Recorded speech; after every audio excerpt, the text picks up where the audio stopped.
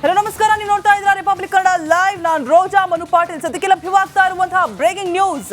Techie Atul suicide case ವಿಚಾರವಾಗಿ ಇದೀಗ ತನಿಖೆ ಚುರುಕುಗೊಳ್ತಾ ಇದೆ. ಪೊಲೀಸರಿಗೆ ಇನ್ನೂ ಕೂಡ ಸಿಕ್ಕಿಲ್ಲ ನಿಖಿತ ಸಿಂಘಾನಿಯಾ. ಬೆಂಗಳೂರಿನಲ್ಲಿ ಟೆಕ್ನಿಕಲ್ ಟೀಮ್ನಿಂದ ಇನ್ವೆಸ್ಟಿಗೇಷನ್ ಕೂಡ ಆರಂಭ ಆಗಿದೆ. ಆತ್ಮಹತ್ಯೆಗೂ 3 ದಿನದ ಹಿಂದೆಯೇ ಡೆತ್ ನೋಟ್ ಸಿಕ್ಕಿತ್ತು. ಡೆತ್ ನೋಟ್ ಅನ್ನ ಬರೆದಿಟ್ಟಿದ್ರು. ಕಾನೂನಿನ ವಿಚಾರಗಳ ಬಗ್ಗೆ ಅತುಲ್ ಗೂಗಲ್ ಸರ್ಚ್ ಮಾಡಿದ್ರಂತೆ. 3 ದಿನ ಫ್ಲಾಟ್ನಲ್ಲೇ ಕುಳಿತುಕೊಂಡು ಡೆತ್ ನೋಟ್ ಅನ್ನ ಬರೆದಿದ್ದಾರೆ ಅತುಲ್. ಅದೆಷ್ಟು ನೊಂದಿತ್ತೋ ಜೀವ ಗೊತ್ತಿಲ್ಲ. ಅತುಲ್ ಸಹೋದ್ಯೋಗಿಗಳ ಬಳಿ ಮಾಹಿತಿಯನ್ನ ಕಲೆ ಹಾಕ್ತಾ ಇದೆ ಖಾಕಿ ಟೀಮ್.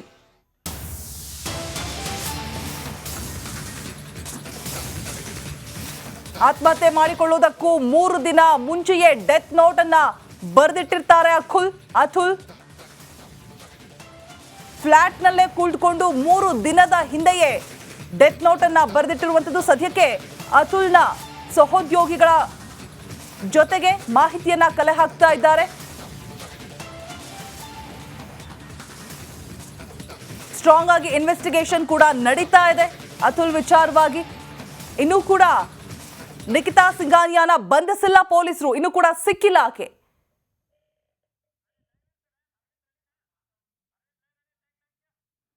ಈ ಬಗ್ಗೆ ಹೆಚ್ಚಿನ ಮಾಹಿತಿಯನ್ನ ಹಂಚಿಕೊಳ್ಳೋದಕ್ಕೆ ನಮ್ಮ ಪ್ರತಿನಿಧಿ ಅರವಿಂದ್ ಲೈವ್ ನಲ್ಲಿ ಜಾಯಿನ್ ಆಗ್ತಾ ಇದ್ದಾರೆ. ಎಸ್ ಅರವಿಂದ್, ಸೂಸೈಡ್ ಕೇಸ್ ಪತ್ತೆ ಹಚ್ಚಿ 3 ದಿನ ಆದ್ರೂ ಕೂಡ, ಇಷ್ಟು ದಿನ ಆದ್ರೂ ಕೂಡ ನಿಖಿತಾನ ಬಂಧನ ಮಾಡಿಲ್ಲ ಯಾಕೆ?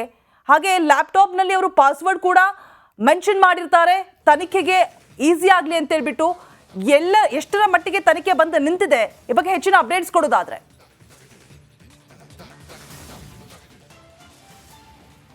ಹಿನ್ನೆಲೆಯಲ್ಲಿ ಪೊಲೀಸರು ಅಂದ್ರೆ ಇಲ್ಲಿಂದ ಮಾಲತಳಿ ಪೊಲೀಸರು ಸ್ಪೆಷಲ್ ತಂಡ ಉತ್ತರ ಪ್ರದೇಶಕ್ಕೆ ಹೋಗಿ ಆರೋಪಿಗಳನ್ನ ಪತ್ತೆ ಹಚ್ಚುವಂತಹ ಕೆಲಸವನ್ನ ಮಾಡ್ತಾ ಇದೆ. ಹಾಗೆ ಇನ್ನೊಂದು ಟೆಕ್ನಿಕಲ್ ಟೀಮ್ ಬೆಂಗಳೂರಿನಲ್ಲಿ ಕೂಡ ತನಿಖೆ ನಡೆಸ್ತಾ ಇರುವಂತದ್ದು. ಆ ಒಂದು ಸೂಸೈಡ್ ಕೇಸ್ಗೆ ಸಂಬಂಧಪಟ್ಟಂತೆ ಲ್ಯಾಪ್ಟಾಪ್, ಡೆತ್ ನೋಟ್, ವಿಡಿಯೋಗಳನ್ನ ತನಿಖೆ ಮಾಡುವಂತಹ ಸಂದರ್ಭದಲ್ಲಿ ಮಹತ್ವದ ಒಂದು ಸಾಕ್ಷಿ ಲಭ್ಯವಾಗಿರುವಂತದ್ದು. ಅತುಲ್ ಈ ಒಂದು ಸೂಸೈಡ್ ಅನ್ನ ಮಾಡ್ಕೊಳ್ಳೋಕ್ಕಿಂತ ಮುಂಚೆ 15 ದಿನಗಳ ಮುಂಚೆ ಆತ ಒಂದು ಪ್ಲಾನ್ ಅನ್ನ ಮಾಡಿರ್ತಾರೆ. ಜೊತೆಗೆ ಯಾವ ರೀತಿ ನಾನು ಸೂಸೈಡ್ ನ ಮಾಡ್ಕೋಬೇಕು, ಹಾಗೆ ಯಾರ್ಯಾರಿಗೆ ಮೇಲ್ ಮಾಡ್ಬೇಕು, ಜೊತೆಗೆ ಪೋಸ್ಟ್ ಗಳನ್ನ ಯಾವ ರೀತಿ ಶೇರ್ ಮಾಡಬೇಕು, ಹಾಗೆ ಗಣ್ಯ ವ್ಯಕ್ತಿಗಳಿಗೆ ಮೇಲ್ ಮಾಡಬೇಕು ಅನ್ನುವಂಥದ್ರ ಬಗ್ಗೆ ಗೂಗಲ್ ನಲ್ಲಿ ಸರ್ಚ್ ಮಾಡಿರುವಂತದ್ದು. ಇದೆಲ್ಲದರ ಜೊತೆಗೆ ಅವರು ಕಾನೂನುಗಳ ಬಗ್ಗೆ ಅಂದ್ರೆ ಪುರುಷರ ಮೇಲೆ ಹೇರಿಕೆ ಆಗಿರುವಂತಹ ಕಾನೂನುಗಳ ಬಗ್ಗೆ, ಅದರ ಪರಿಷ್ಕರಣೆ ಬಗ್ಗೆ ಅವರು ಆ ಒಂದು ಕಾನೂನುಗಳ ಬಗ್ಗೆ ಕೂಡ ಗೂಗಲ್ ನಲ್ಲಿ ಸರ್ಚ್ ಮಾಡಿರುವಂತದ್ದು.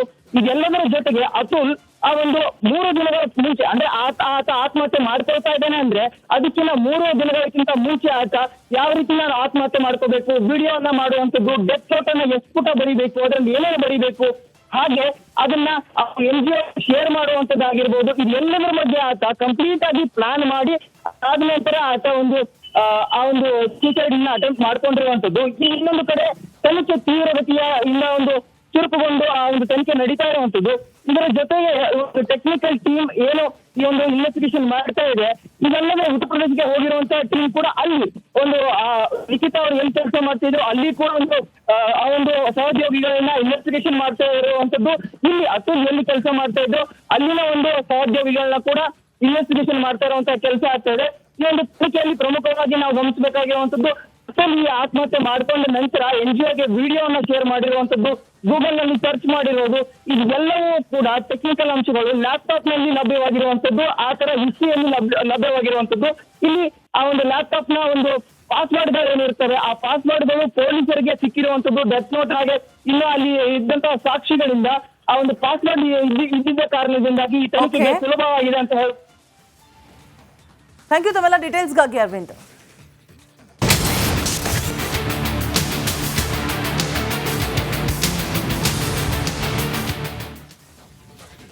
ಮತ್ತೆ ಮುನ್ನೆಲೆಗೆ ಬಂದಿದೆ ಜಾಮಿಯಾ ಮಸೀದಿಯ ವಿವಾದ. ಇಂದು ಶ್ರೀರಂಗಪಟ್ಟಣದಲ್ಲಿ ಹನುಮ ಸಂಕೀರ್ತನ ಯಾತ್ರೆಯನ್ನ ಹಮ್ಮಿಕೊಳ್ಳಲಾಗಿದೆ. ಯಾತ್ರಾ ಹಿನ್ನೆಲೆ ಶ್ರೀರಂಗಪಟ್ಟಣ ಸಂಪೂರ್ಣವಾಗಿ ಕೇಸರಿಮಯವಾಗಿದೆ.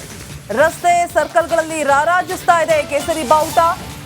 ಹಿಂದೂ ಜಾಗರಣ ವೇದಿಕೆ ನೇತೃತ್ವದಲ್ಲಿ ಸಂಕೀರ್ತನ ಯಾತ್ರೆಯನ್ನ ಕೈಗೊಳ್ಳಲಾಗಿದೆ. ಇನ್ನು ಮಸೀದಿ ಜಾಗದಲ್ಲಿ ಹನುಮ ಮಂದಿರ ನಿರ್ಮಾಣದ ಸಂಕಲ್ಪ ಕೂಡ ಮಾಡಲಾಗಿದ್ದು, ನಿಮಿಷಾಂಬ ದೇಗುಲದ ಬಳಿ ಮಧ್ಯಾಹ್ನ ಯಾತ್ರೆಗೆ ಚಾಲನೆ ಕೂಡ ನೀಡಲಾಗುತ್ತೆ.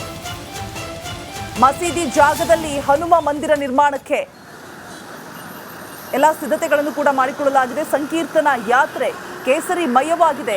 ಎಲ್ಲಾ ಕಡೆ ಕೂಡ ಕೇಸರಿ ಜಗಮಗಿಸ್ತಾ ಇದೆ. ದೃಶ್ಯಾವಳಿಗಳಲ್ಲಿ ಗಮನಿಸ್ತಾ ಇರ್ಬೋದು. ಮಧ್ಯಾಹ್ನ ಯಾತ್ರೆಗೆ ಚಾಲನೆ ಕೂಡ ಸಿಗತ್ತೆ.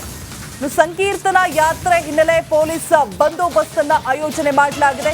ಕಟ್ಟುನಿಟ್ಟಿನ ಕ್ರಮವನ್ನು ಕೂಡ ತೆಗೆದುಕೊಳ್ಳಲಾಗಿದೆ. ಶ್ರೀರಂಗಪಟ್ಟಣದ ಎಲ್ಲಾ ಕಡೆ ಕೂಡ ಪೊಲೀಸ್ ಹದ್ದಿನ ಕಣ್ಣನ್ನ ಇಟ್ಟಿದ್ದಾರೆ. ಯಾತ್ರೆ ಸಾಗುವ ದಾರಿಯುದ್ದಕ್ಕೂ ಕೂಡ ಸಿಸಿಟಿವಿ ಕಣ್ಗಾವಲು ಇರುತ್ತೆ. ಜಾಮಿಯಾ ಮಸೀದಿ ಸುತ್ತ ಬ್ಯಾರಿಕೇಡ್ ಅಳವಡಿಕೆ ಮಾಡಲಾಗಿದೆ. ಯಾವುದೇ ರೀತಿಯಾದಂತಹ ಅಹಿತಕರ ಘಟನೆ ನಡಿಬಾರದು ಅನ್ನುವಂತಹ ಒಂದು ನಿಟ್ಟಿನಲ್ಲಿ ಹೈ ಅಲರ್ಟ್ ಮಾಡಲಾಗಿದೆ. ಮಂಡ್ಯ ಎಸ್ಪಿ ಮಲ್ಲಿಕಾರ್ಜುನ ಬಾಲದಂಡಿ ನೇತೃತ್ವದಲ್ಲಿ ಭದ್ರತೆಯನ್ನ ಒದಗಿಸಲಾಗಿದೆ. ಕೆಎಸ್ಆರ್ಪಿ ಡಿಎಆರ್ ಸೇರಿ 1,500 ಸಿಬ್ಬಂದಿಯನ್ನ ನಿಯೋಜನೆ ಮಾಡಲಾಗಿದೆ. ಯಾವುದೇ ರೀತಿಯಾದಂತಹ ಅಹಿತಕರ ಘಟನೆಗಳು ನಡಿಬಾರದು ಅನ್ನುವಂತಹ ಒಂದು ನಿಟ್ಟಿನಲ್ಲಿ, ಹಾಗೆ ಯಾತ್ರೆ ಎಲ್ಲೆಲ್ಲಿ ನಡೆಯುತ್ತೆ ಆ ದಾರಿಯುದ್ದಕ್ಕೂ ಕೂಡ ಸಿಸಿಟಿವಿ ಕ್ಯಾಮೆರಾವನ್ನ ಅಳವಡಿಕೆ ಮಾಡಲಾಗಿದೆ ಭದ್ರತೆಯ ಒಂದು ದೃಷ್ಟಿಯಿಂದ.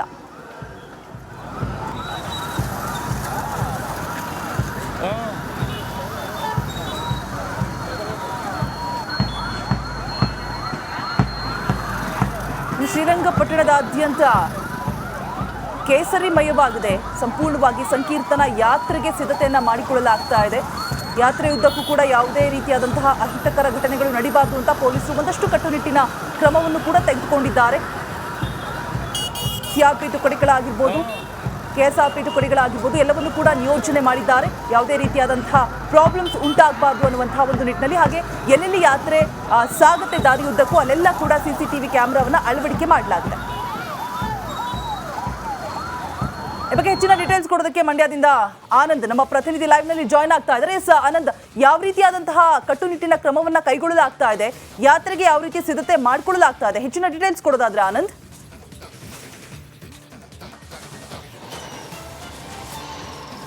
ಮೂಲ ಸ್ಥಾನಕ್ಕೆ ಮೂಡಲಬಾಗಿಲು ಆಂಜನೇಯ ಸ್ವಾಮಿ ಪ್ರತಿಷ್ಠಾನ ಮಾಡಬೇಕು ಅನ್ನೋ ಸಂಕಲ್ಪದಲ್ಲಿ ಪ್ರತಿ ವರ್ಷದಂತೆ ಈ ವರ್ಷವೂ ಕೂಡ ಬೃಹತ್ ಹನುಮ ಸಂಕೀರ್ತನೆ ಯಾತ್ರೆಗೆ ಸಿದ್ಧತೆ ಆಗಿದೆ. ಇವತ್ತು ಬೃಹತ್ ಸಂಕೀರ್ತನೆ ಯಾತ್ರೆ ಆಗುವಂಥದ್ದು ಈಗಾಗಲೇ ಸಕಲ ಸಿದ್ಧತೆಯನ್ನ ಹಿಂದೂ ಜಾಗರಣ ವೇದಿಕೆ ನೇತೃತ್ವದಲ್ಲಿ ಮಾಡಿಕೊಳ್ಳಲಾಗಿದೆ. ಈಗಾಗಲೇ ಕೋಟೆ ನಗರಿ ಶ್ರೀರಂಗಪಟ್ಟಣ ಸಂಪೂರ್ಣವಾಗಿ ಕೇಸರಿಮಯ ಆಗಿದೆ.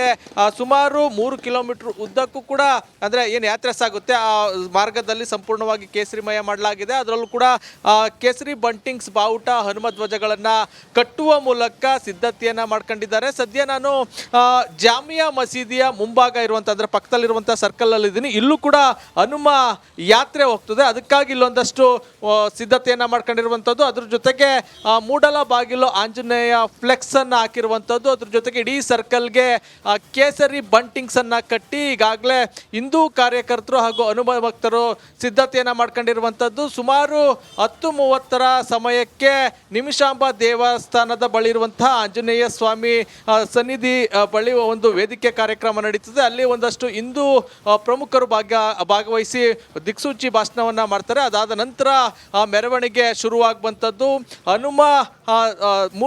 ಹನುಮಂತನ ಮೂರ್ತಿಗೆ ಪೂಜೆ ಸಲ್ಲಿಸುವ ಮೂಲಕ